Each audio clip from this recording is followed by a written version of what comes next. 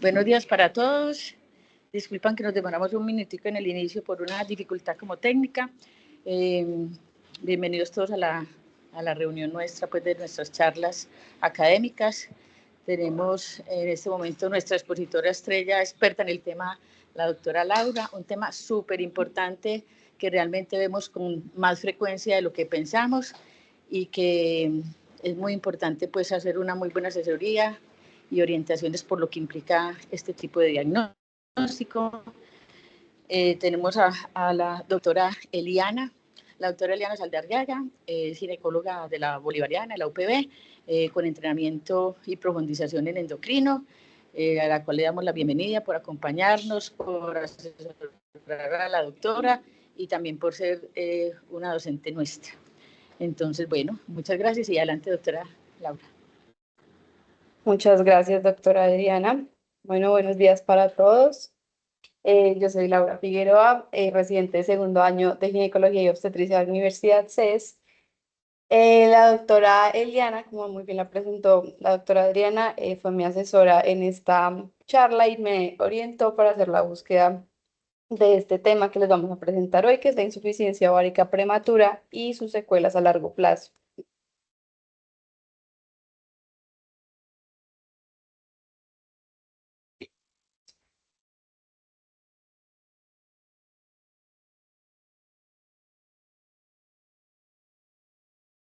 Bueno, para empezar les voy a pintar el escenario con un caso clínico. Estamos con esta paciente Inés, ella tiene 37 años, es casada, es una auxiliar administrativa y residente en Medellín. Consulta porque no le llega el periodo desde hace 7 meses, pensó que estaba embarazada porque está buscando embarazo, pero resulta que no lo está. Y al interrogarla refiere también sofocos, insomnio, sudoración nocturna, irritabilidad y disminución de la libido. Dentro de sus antecedentes no hay nada destacable, no ha tenido hijos, no estaba embarazada nunca, tuvo una menarquía normal a los 12 años, previamente hasta hace 7 meses que empezó su amenorrea, tenía ciclos regulares, que cada 28 o 30 días duraba el sangrado 5 días y tenía un flujo moderado.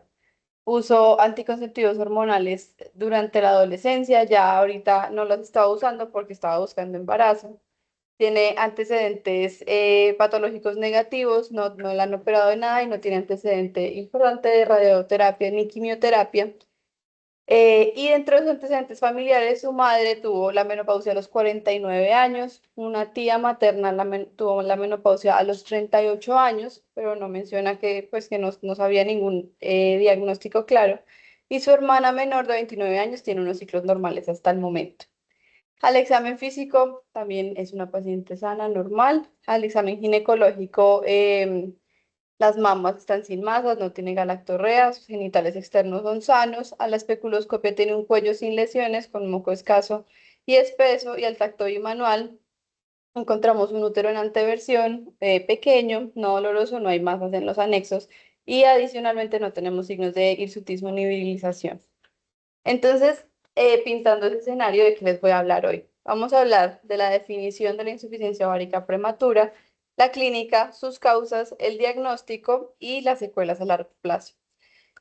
Bueno, para definir qué es la insuficiencia ovárica prematura, entonces tenemos que hablar, digamos, qué es la normalidad. Para nuestras pacientes, la menopausia usual va a ser dentro de los 45 a los 55 años. Hay un grupo pequeño de pacientes que va a tener la menopausia más allá de los 55 años.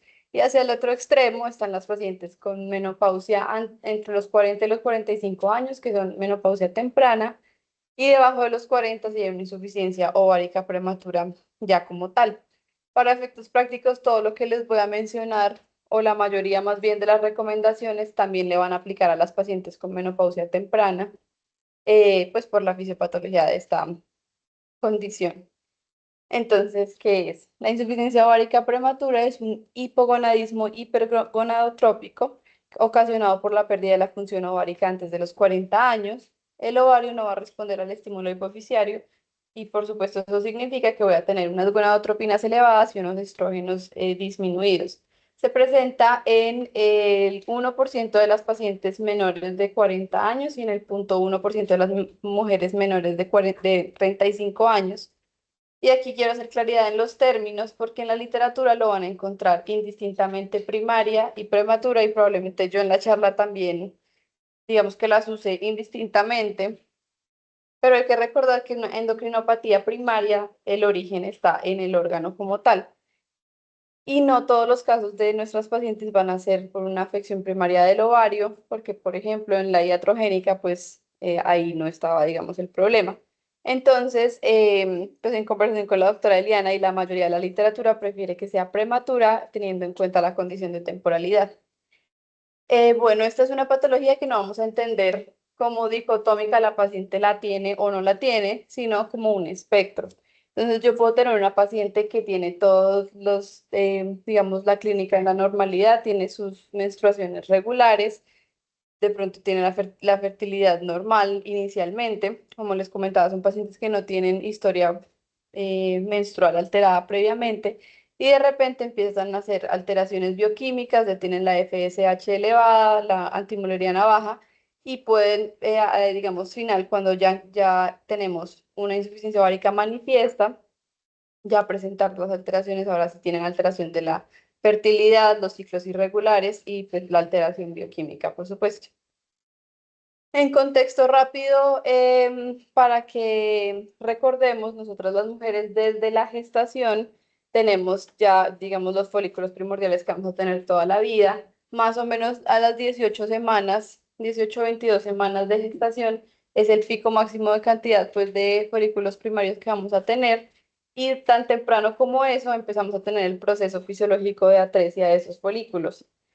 Ya al nacimiento tenemos más o menos un millón, seguimos perdiéndolos durante la niñez, a la hora de la pubertad tenemos unos 300.000 folículos de los cuales vamos a ovular unos 400 y 500. Esta atresia es normal. Sin embargo, pueden haber causas que ya pues las vamos a hablar, principalmente genéticas o ambientales que hagan que esa atresia sea más acelerada en algunas pacientes.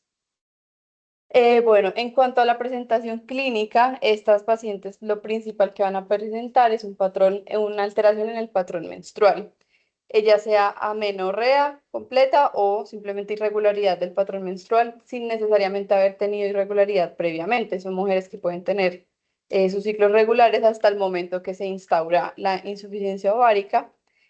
Y adicionalmente se van a presentar con síntomas de hipoestrogenismo, que son los sofocos, el chasquido articular, la intolerancia al frío, ojos secos, pérdida de cabello, alteraciones del patrón de sueño, alteraciones de la función sexual. Y pues se instaura una, digamos, presentando también un síndrome genitourinario con sequedad vaginal y dispareunia importante. Adicionalmente, estas pacientes se podrían presentar en el contexto, por ejemplo, de una menorrea primaria, en la que yo veo a la paciente y de pronto se nos pasó antes de la pubertad diagnosticar un síndrome de Turner, que no es muy común porque se presenta, pues se ve muy claramente antes, pero pongamos que la paciente tiene problemas de acceso a los servicios de salud o tiene un mosaicismo en el que no es tan evidente la enfermedad, pero me llama la atención cuando llega la paciente a consultar por esto, que tiene talla baja, que tiene la implantación baja de la línea del cabello, que tiene pues las alteraciones propias del Turner. Entonces, todo esto hay que tenerlo en cuenta apenas uno valora a la paciente. Estos síntomas que les comento van a ser fluctuantes en severidad y no es que empezó el síntoma y de ahí solamente puede empeorar, sino que puede que sea un síntoma intermitente porque estas pacientes van a tener una función ovárica fluctuante y pueden tener algo de función residual por momentos. Entonces, habiendo establecido este contexto que tenemos hasta ahora, una paciente menor de 40 años con una menorrea hace 7 meses con síntomas asociados sugestivos de hipoestrogenismo sin alteraciones previamente o sin historia previamente alterada. Bueno, las causas de la insuficiencia ovárica prematura se explican mayoritariamente por tres mecanismos. Uno es la disminución congénita del número de folículos primordiales. Lo segundo sería la incapacidad para su reclutamiento a los folículos que ya existen. Y lo tercero sería la atresia acelerada, que es la apoptosis de los folículos y pues por supuesto pérdida de ovocitos. Estos tres mecanismos se pueden dar como resultado de causas genéticas, causas iatrogénicas o causas autoinmunes. En la literatura encontré y van a encontrar, el que quiera leerlo, que mencionan que las causas idiopáticas son del 70 al 90%.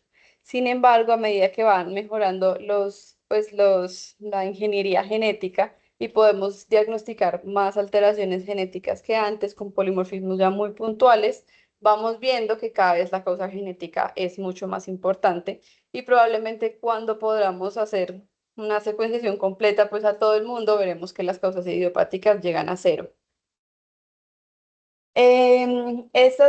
Anomalías congénitas, en estas anomalías genéticas y cromosómicas son la causa de la insuficiencia ovárica prematura en el 10 al 13%, digamos, identificado de los casos, pero hay un 30% de las pacientes que tienen una insuficiencia idiopática a las que les identificamos antecedentes familiares de menopausia precoz o propiamente de insuficiencia ovárica. Y cuando yo estoy en el contexto de una paciente con una amenorrea primaria, el 21% de las pacientes va a tener alteración del cariotipo. Y cuando estoy en contexto de una amenorrea secundaria, el 11% va a tener alteración del cariotipo. En ese estudio genético se identifican tres anomalías principales que nos pueden causar la insuficiencia. Lo primero son las alteraciones del cromosoma X, que las dos grandes representantes ahí son el síndrome de Turner y las premutaciones del FMR1, que cuando tienen mutaciones completas son el que nos produce el síndrome de X frágil. En estos casos, las pacientes tienen una premutación que no resulta en déficit cognitivo, sino que resulta en alteraciones como la insuficiencia ovárica. La segunda forma que se afectan estas vías cromosómicas y genéticas es alteración de vías autosómicas en genes de vías de señalización de recombinación homóloga de la meiosis y de la reparación del ADN. Y lo tercero sería que estas mutaciones genéticas terminen o se traduzcan en una deficiencia enzimática. La más importante es la galactosemia, pero también se puede presentar deficiencia de la 17 alfa hidroxilasa, de la 17-20 desmolasa y de la colesterol desmolasa. En cuanto a las causas autoinmunes, pues varía también dependiendo de los métodos diagnósticos, pero entre un 5 y un 12% de los casos se postuló inicialmente al ver que había una asociación importante entre las pacientes que tenían insuficiencia ovárica prematura y enfermedad de Addison, que es la insuficiencia suprarrenal.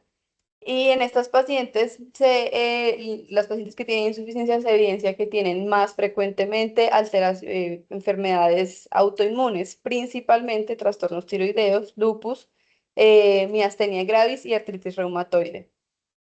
Pero realmente pues se puede, digamos, virtualmente presentar con cualquier alteración autoinmune. Y esto se da porque los autoanticuerpos van a iniciar una respuesta inmune contra el tejido ovárico, va a haber una respuesta de linfocitos T y B que van a terminar, y pues liberación de citoquinas que terminan esta infiltración linfocítica destruyendo los folículos.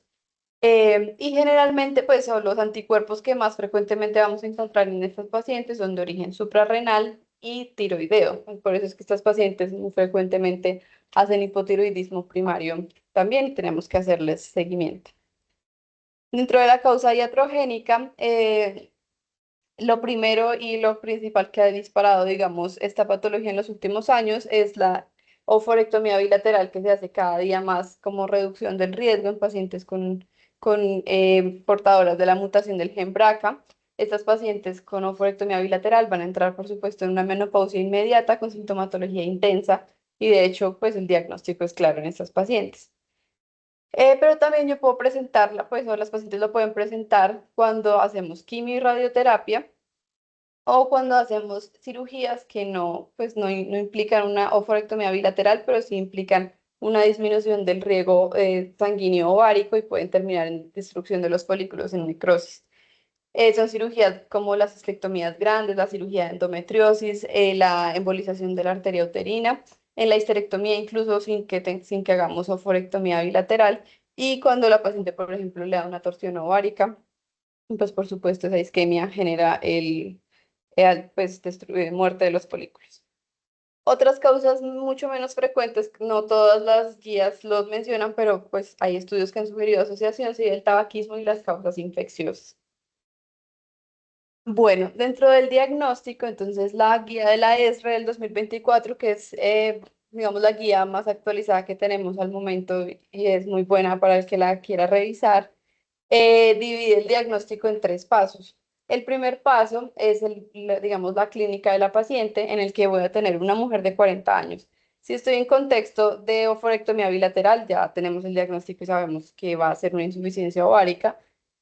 O estoy ante una mujer menor de 40 años que tiene esta alteración del patrón menstrual, debe estar establecido por más de 4 meses para yo hacer diagnóstico, sin que esté tomando terapia de reemplazo, pues terapia hormonal anticonceptiva. Y puede tener o no síntomas de deficiencia estrogénica y síntomas pues que me guíen hacia la causa potencial de la insuficiencia ovárica. Lo único que tengo que tener, pues, son estas alteraciones menstruales en una mujer menor de 40 años. Lo segundo que vendríamos a hacer son, el paso 2, son los laboratorios, que lo primero es una prueba de embarazo como parte del algoritmo normal de la menorrea secundaria, pero lo importante acá es que vamos a hacer una medición de la FSH. Esta medición puede ser en cualquier momento del ciclo porque estamos con ciclos irregulares o ausentes, pero lo que debemos hacer es que sea en dos momentos diferentes, separados por 4 semanas, y habiendo suspendido cualquier terapia hormonal que tenga la paciente por al menos 6 semanas. El diagnóstico lo voy a hacer con una FSH mayor de 25. Muchas partes aparece que mayor de 40, pero recuerden que mayor de 40 es para hacer diagnóstico de menopausia en una paciente de edad usual. En estas pacientes mayor de 25 ya me hace el diagnóstico, pues estando asociado a las alteraciones del patrón menstrual. Y lo otro que voy a hacer en todas las pacientes que tengan insuficiencia ovárica es un cariotipo. El tercer paso solo aplica si los primeros dos pasos no me dan un diagnóstico certero, si de pronto la FSH no está tan elevada, pero yo sigo con una sospecha muy importante que esta paciente está o transitando hacia una insuficiencia, entonces espero 4 o 6 semanas y se la repito. Lo otro que podemos hacer con estas pacientes es tomar hormona antimuleriana, que si está menor de 0,7 me orienta a una insuficiencia ovárica. También muy importante que si está detectable, yo guíe a estas pacientes o les haga la asesoría de preservación de fertilidad. Y lo otro es la ecografía. El diagnóstico ecográfico no es necesario, pero pues probablemente voy a encontrar en estas pacientes un volumen ovárico disminuido, con folículos pequeños o incluso ausentes, eh, sí, bajo conteo folicular. Los estudios extendidos los vamos a ofrecer principalmente porque las pacientes, si bien no puede que no nos cambie como tal el pronóstico del tratamiento de la paciente, las pacientes en estos casos van a apreciar mucho que lleguemos como digamos al fondo de lo que le está sucediendo, lleguemos al diagnóstico claro. Y lo segundo que es muy importante es para orientar a los familiares de esa paciente en caso de que pues en la consejería genética esos paisas, esos familiares puedan hacer preservación de fertilidad o puedan incluso llegar a su diagnóstico. Entonces vamos a hacer la autoinmunidad con anticuerpos antitiroideos y antiperoxidasa, estudios de glándula suprarrenal y autoanticuerpos ováricos. Y dentro de las pruebas genéticas vamos a estudiar el FMR1, que es pues el del síndrome de X frágil, que es, sería el segundo más frecuente, la mutación del receptor de FSH y cuando lo tengamos disponible para todas las pacientes, lo ideal sería que pudiéramos hacer secuenciación de nueva generación con un panel de insuficiencia ovárica prematura para estudiar todos los genes asociados. Bueno, entonces tenemos estos, volviendo a nuestro caso clínico, le hicimos estos paraclínicos a la paciente, después de la consulta ya tenía unas gonadotropinas elevadas con un estradiol disminuido, prolactina, TSH y T4 libre eran normales y una prueba de embarazo negativa. 4 semanas después, pues ya hice el primer paso y ya me estaba guiando hacia el diagnóstico para confirmar 4 semanas después, volví a hacer y tiene las gonadotropinas elevadas, el estradiol disminuido, la hormona antimuleriana indetectable con anticuerpos antitiroideos positivos, un cariotipo normal y el perfil lipídico que ya vamos a ver porque es importante para esta paciente, pues para rangos óptimos. Le hicimos una ecografía transvaginal en la que se muestra un útero pequeño con un endometrio atrófico unos ovarios también pequeños con un volumen de 1,5 y 1,6, sin folículos visibles en uno de los ovarios y el otro con dos folículos pequeños, sin masas y sin líquido libre. Y vemos que esta paciente a los 37 años con un volumen ovárico de menor a 2, estamos muy debajo de la normalidad. Para esta paciente tiene unos ovarios atróficos, definitivamente. Y la señora casualmente tiene esta composición corporal que le pidió su deportólogo y nos la trae. Y lo que vimos ahí es que tenía un porcentaje de masa muscular más bajita que la grasa, de manera importante, pues lo que más llama la atención es que tenía un Z-score en la densitometría de -1,5. Entonces a esta paciente, por supuesto, se le pide su densitometría basal, para hacer el seguimiento posterior. Entonces, ya entrando al tema de las secuelas a largo plazo, vamos a ver qué le espera a Inés en el futuro con este diagnóstico que ya le hicimos.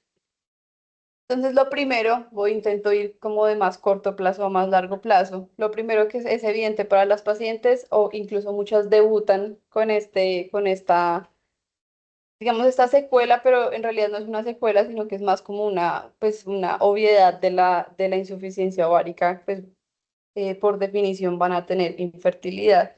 Pero lo importante acá no solamente es decir que van a tener problemas de fertilidad, sino que estas pacientes, como les dije anteriormente, tienen una función ovárica fluctuante y pueden tener función residual. Por lo tanto, a estas pacientes hay que informarlas tanto de la dificultad para una concepción natural, como de que no significa que es imposible que queden embarazadas. Pueden tener concepción espontánea. En estos dos estudios, por ejemplo, encontraron que las pacientes podían tener concepciones espontáneas entre un 3 y un 8%. Obviamente no es mucho, pero es una posibilidad en estas pacientes. Lo segundo, digamos, más evidente rápidamente son pues, las consecuencias que tiene en la esfera psicológica y la calidad de vida.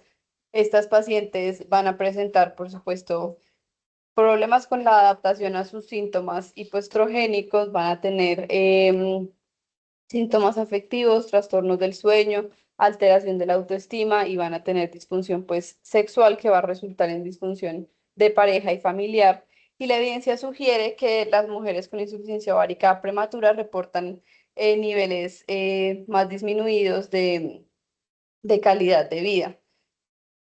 ¿Qué dicen los estudios? Este del 2022 quería evaluar mediante encuestas de calidad de vida, como es la forma pues, que se puede estudiar esto, asociado a los síntomas vasomotores en estas mujeres que se sometieron a una oforectomía, pues para el tratamiento de la endometriosis infiltrativa profunda antes de los 45 años.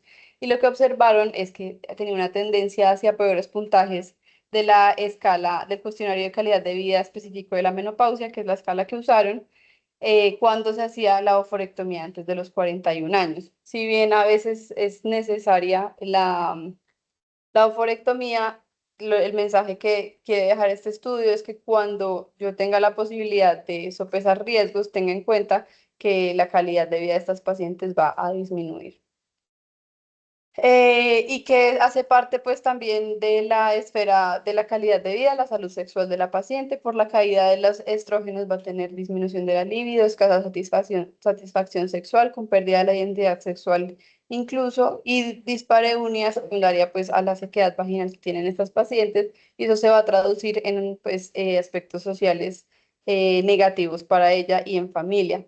Las recomendaciones de la guía de la ESRE habla que hay que explicarles a las mujeres pues que va a tener este impacto en la salud sexual y en su bienestar en general. Y inmediatamente van a mencionar que si bien a veces uno solo por este síntoma no inicia la terapia hormonal, cuando se inicia por otra indicación, les va muy bien a estas pacientes con alteraciones de la esfera sexual. En este estudio, también del 2022, que querían estudiar la función sexual a largo plazo de mujeres que se sometieron a cirugía de reducción de riesgo, pues con salpingoforectomía, separaron dos grupos, el grupo premenopáusico a las que se les hizo la cirugía antes de los 45 años y el grupo posmenopáusico, que fueron las pacientes después de los 54 años. Incluyeron 226 pacientes en el primer grupo y 142 en el otro, y lo que encontraron, bueno, lo que quisieron hacer fue comparar entonces el funcionamiento sexual de estas pacientes. Lo que encontraron fue que si bien no había diferencias en la cantidad de mujeres que continuaban teniendo vida sexual después de la cirugía, lo que sí se vio es que tanto el disconfort en general para las relaciones sexuales y la sequedad vaginal eran más frecuentes en el grupo a quienes se les realizaba la cirugía antes de los 45 años. Ahora, esos son, digamos, las consecuencias como que vi a más corto plazo, pero de manera muy importante hay otras tres secuelas que van no solamente a alterar calidad de vida y funcionalidad de la paciente, sino que peor aún es que me van a disminuir la expectativa de vida. Estas pacientes van a tener riesgo de multimorbilidad, es decir, están sujetas a tener varias enfermedades crónicas a la vez porque la pérdida de los estrógenos directa o indirectamente está asociada con las enfermedades cardiovasculares, con la obesidad, la osteoporosis, la osteoartritis, el deterioro cognitivo, la demencia y la depresión y el cáncer. En cuanto a esto, de una vez les digo que la guía recomienda por eso que estas pacientes deben tomar lo más pronto posible la terapia hormonal para evitar pues este riesgo de disminución de expectativa de vida y deben ser asesoradas como pacientes cardiovasculares a tener estilos de vida saludables, ejercicio, dieta regular y mantener su peso, pues mantener un peso adecuado. Estas alteraciones las encontraron desde el estudio de Framingham. En lo primero, digamos, que se menciona de esta asociación entre menopausia y riesgo cardiovascular fue en 1976, pero obviamente seguimos viéndolo en los estudios. Este estudio, que es un estudio de cohortes del 2022, tenía como objetivo pues, evaluar la asociación entre la insuficiencia ovárica prematura y la mortalidad. Se hizo un análisis secundario de unos datos que iniciaron sí, a recolectarse entre 1990 y 1993 y se les siguió por 30 años a estas pacientes y recopilaron toda clase de datos demográficos y clínicos. Y lo que encontraron es que estas pacientes, al final del estudio, el 34% de las pacientes que había muerto tenía una insuficiencia ovárica prematura, con la primera causa era la enfermedad cardiovascular y también ubicaron en las razones de muerte en tercer lugar a la insuficiencia ovárica prematura después de la diabetes y la hipertensión arterial. En este estudio, pues hay mucha literatura, pero entonces en este estudio, que es una revisión sistemática y metaanálisis, que querían evaluar entre pues, la relación entre la insuficiencia ovárica prematura y la enfermedad coronaria, la ACV y la enfermedad cardiovascular en general, incluyeron pues estudios prospectivos que hicieran seguimientos mayores a 3 años y tuvieran desenlaces como los que estábamos estudiando. Incluyeron 10 estudios que en total sumaban 190.000 pacientes. Y lo que encontraron acá es que la insuficiencia ovárica prematura se relacionó con un aumento del riesgo de desarrollar o morir por enfermedad coronaria o por enfermedad cardiovascular de cualquier clase. La que no encontraron diferencias fue por pues, presentar o morir por una ACV. Entonces, frente al riesgo cardiovascular, la guía también es muy clara en que la terapia con tratamiento hormonal va a disminuir el riesgo de estas pacientes, su riesgo cardiometabólico, que a estas pacientes les debemos hacer una estadificación de riesgo apenas tengamos el diagnóstico. Se les debe hacer toma de presión por lo menos una vez al año, monitoreo de presión, de peso, de hábitos, hacer un perfil lipídico y tamizar para diabetes en estas pacientes por el riesgo aumentado que tienen y también incitarlas pues o motivarlas a que tengan un estilo de vida saludable.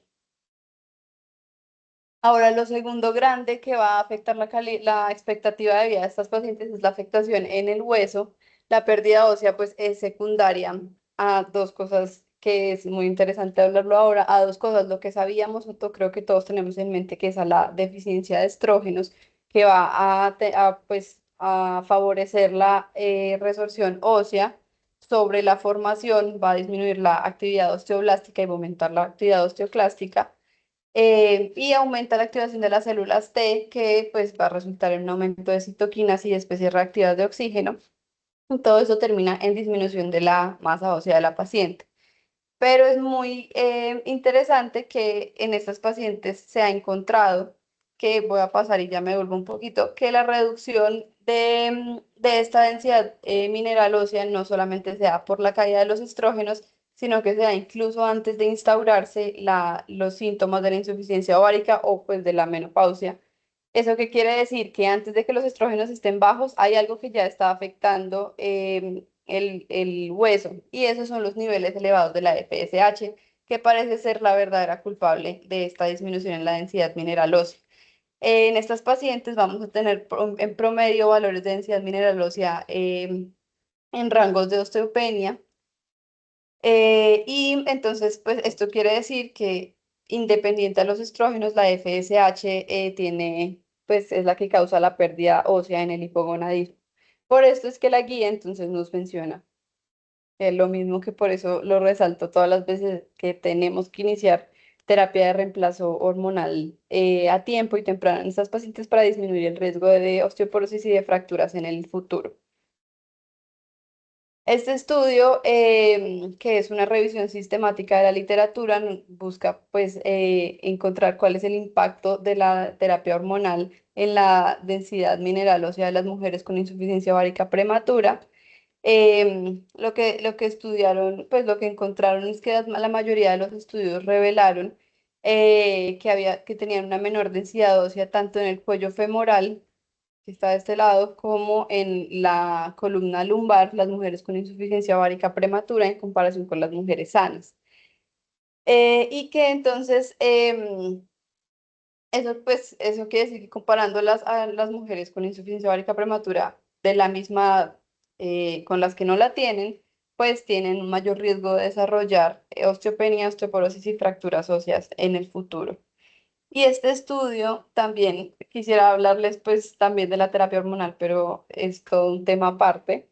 Pero este estudio lo que quiso, digamos, identificar era cuál sería el mejor esquema para estas pacientes. em, y pues cuál tendría más beneficio. Y lo que encontraron es que los esquemas con mayores dosis de estrógenos son las que mejor les va a ir, con dosis de 2 miligramos de estradiol o de 1,25 miligramos de estrógenos conjugados. Estos estudios que están señalados son los que usaron estos esquemas que tenían diferencias estadísticamente significativas. Y ahora, sobre el músculo, ¿qué consecuencias tiene? Muy relacionado con las consecuencias que tiene para el hueso. En el músculo, el estradiol va a aumentar la activación y proliferación de las células satélite musculares a través de receptores de estrógeno. Aumentan citoquinas proinflamatorias que conducen a apoptosis del músculo esquelético, y va a haber una redistribución de la grasa corporal, una mioesteatosis, que va a ser el aumento de la cantidad de tejido muscular no contráctil y aumenta el riesgo de sarcopenia en estas pacientes. Este estudio, que es una revisión sistemática y metaanálisis del 2023, quería pues establecer esta relación que les estoy contando entre la menopausia precoz o la insuficiencia ovárica y el riesgo de sarcopenia. Incluyeron estudios pues que en total sumaban 18.291 mujeres y midieron índices de sarcopenia con distintas clasificaciones. Y lo que encontraron es que en comparación con las mujeres pues de edad usual de la menopausia, que en este caso la tomaron como mayores de 45, las mujeres con una menopausia temprana tenían una menor masa muscular, menor fuerza muscular y disminución en la velocidad de la marcha.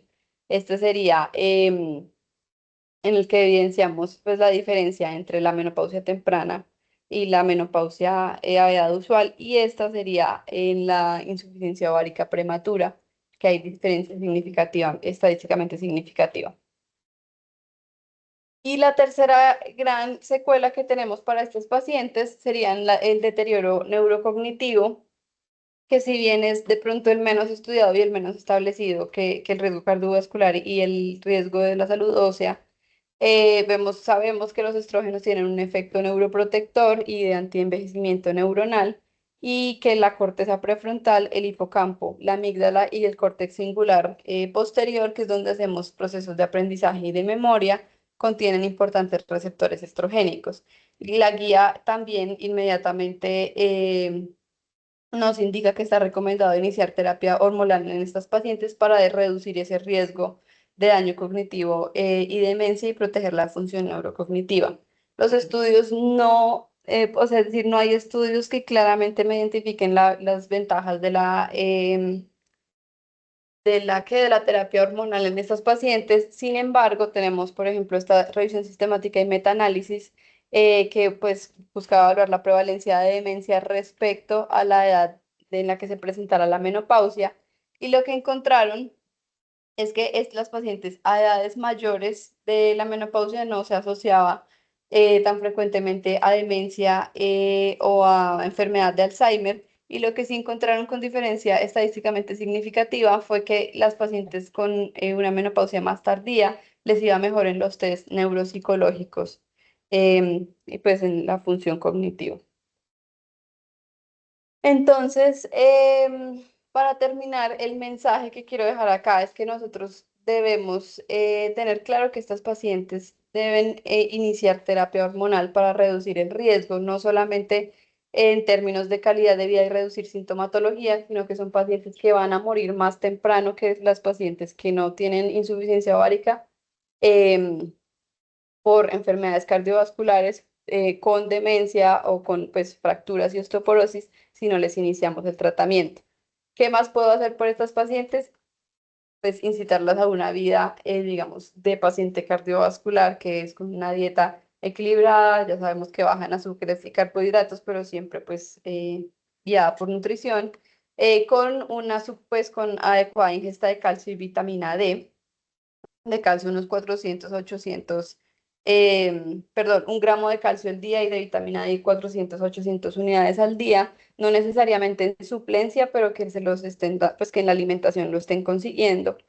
Evitar el tabaquismo, mantener un peso corporal normal y evitar el consumo excesivo de alcohol en estas pacientes. Y lo más importante, hacer ejercicio cardiovascular por riesgo cardiovascular, pero no solo eso, sino que tenemos que pedirles que hagan ejercicio con pesas o ejercicio de musculación para que también protejan el músculo y el hueso pues, a medida que envejecen.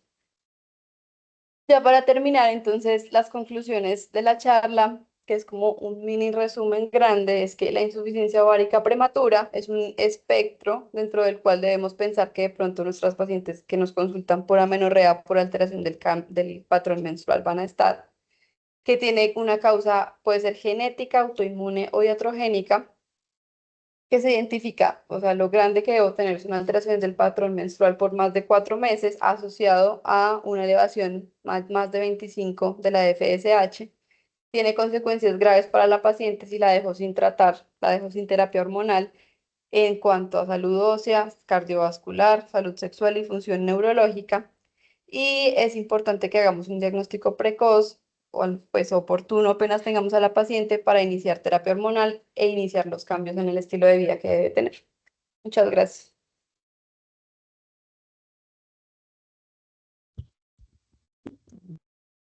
Bueno, muchas gracias, doctora Laura, pues por tu presentación y desarrollo de la charla. Eh, Quiero darle pues la palabra a nuestra asesora principal el día de hoy, la doctora Eliana. Nuevamente, muchas gracias por acompañarnos. Buenos días. Laurita, a mí me gustó mucho tu revisión. Soy testigo que hiciste una revisión supremamente amplia, incluso fue complejo cortar para dar con el tiempo que se requería para la charla.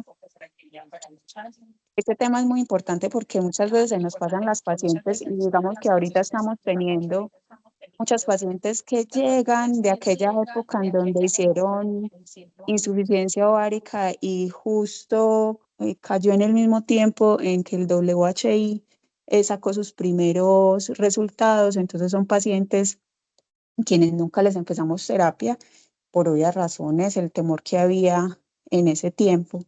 Y lo que vemos es que son pacientes que son bastante afectadas en su calidad de vida. Entonces, que podamos evaluar estas consecuencias a futuro me parece súper relevante, súper importante y me parece que Laura lo abordó de manera adecuada.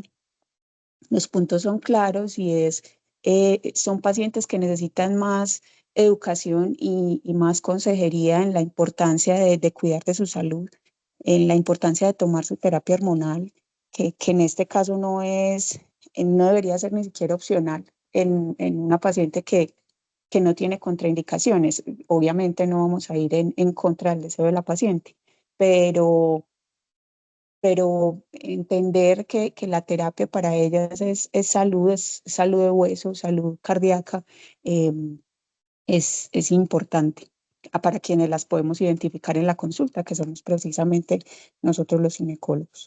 Muchas gracias, Laurita.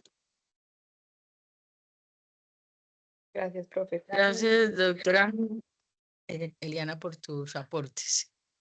Bueno, queremos entonces aprovechar las intervenciones del grupo presencial o virtual. ¿Algún comentario, alguna duda? Doctora.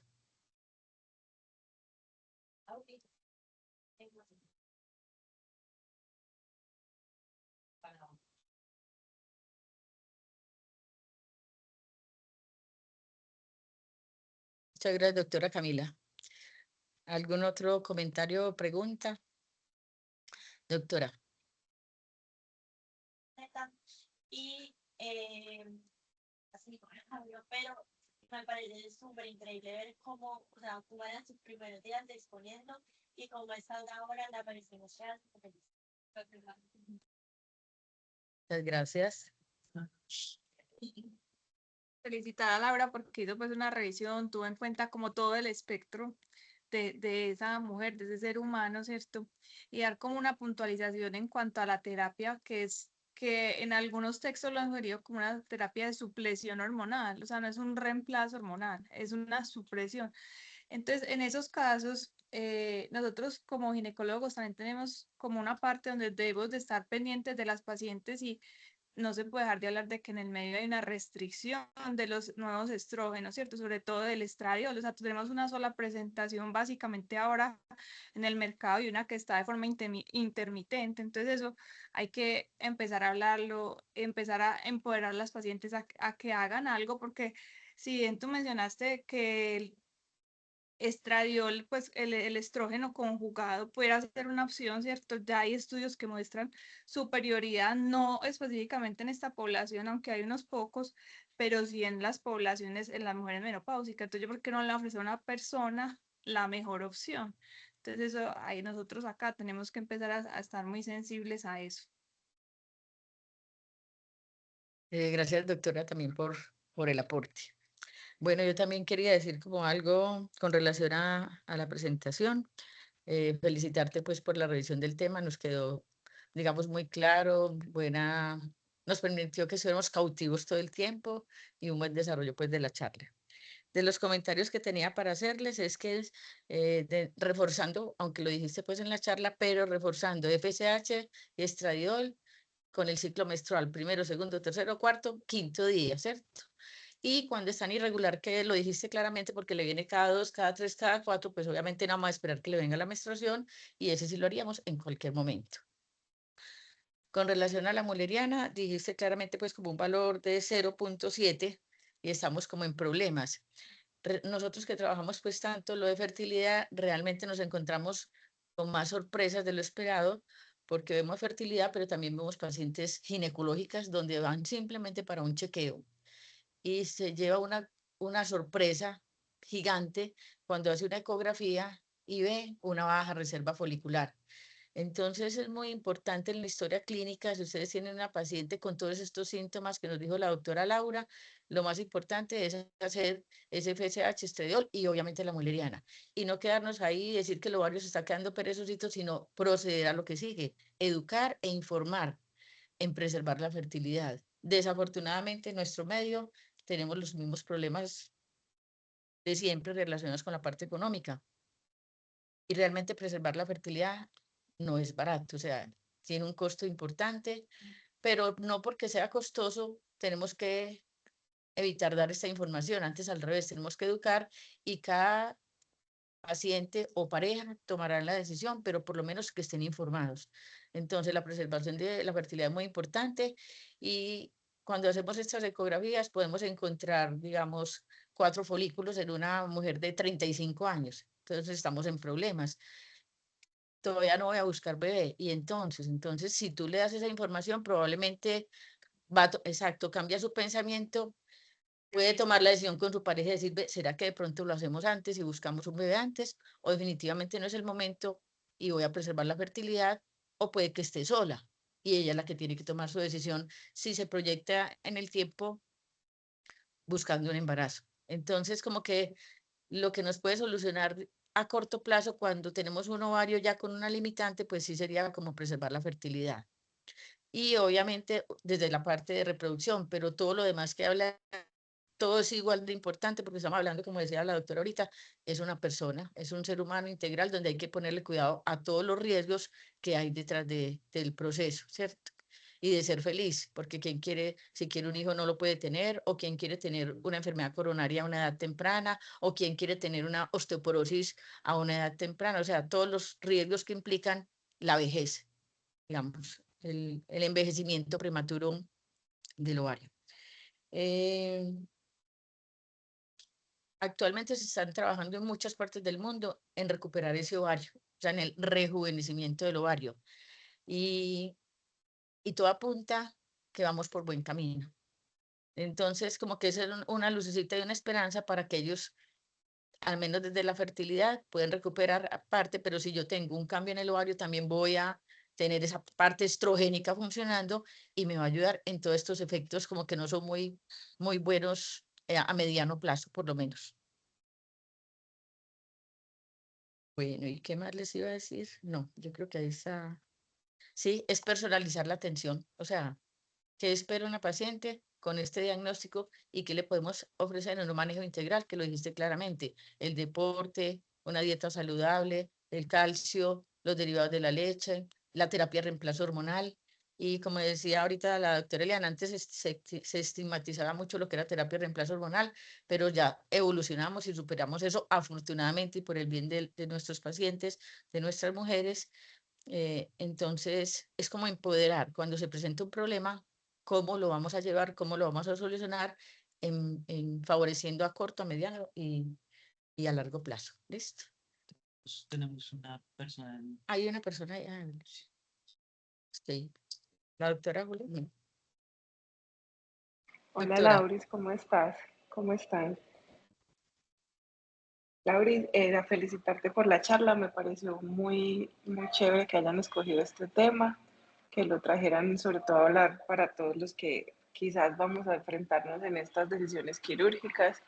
Y solamente quería como añadirles y tratar también de sensibilizarnos que la terapia de reemplazo hormonal también incluye pues este síndrome genitourinario de la menopausia que generan estas pacientes, y hay un escenario de unas pacientes un poco por su patología de base y por sus condiciones que son algo más susceptibles a decir que no a las hormonas, y son estas pacientes con insuficiencias ováricas tempranas secundarias a procesos oncológicos.